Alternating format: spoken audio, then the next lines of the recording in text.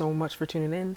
Today we are going to solve a few exercises, and we'll start with number 18 from module 1 exercises from Hack Reactor's online software engineering immersive bootcamp prep, which is free, folks. So here we go. Upon opening, fork the exercise.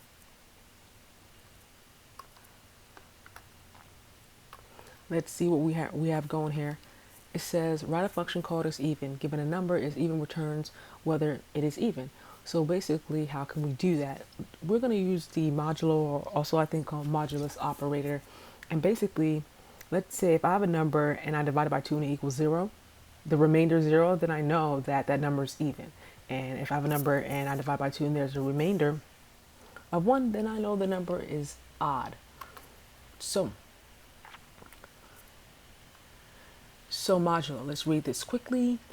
One arithmetic operator that is slightly less familiar is the modulo. It's sometimes called modulus operator, which calculates the remainder of a quotient after division and is represented by a percentage sign.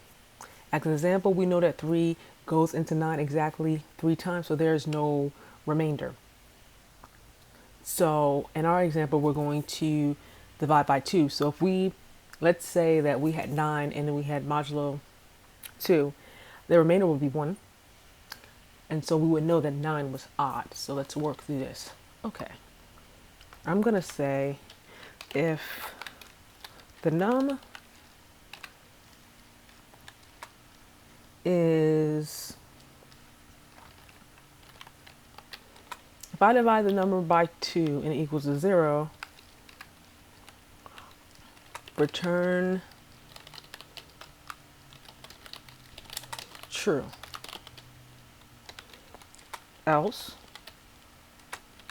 return false.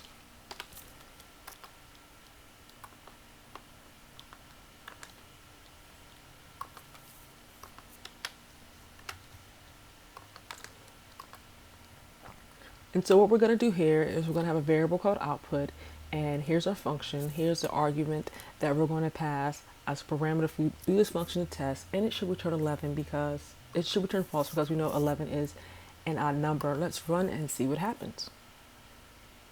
False. So let's see if for 10 it will return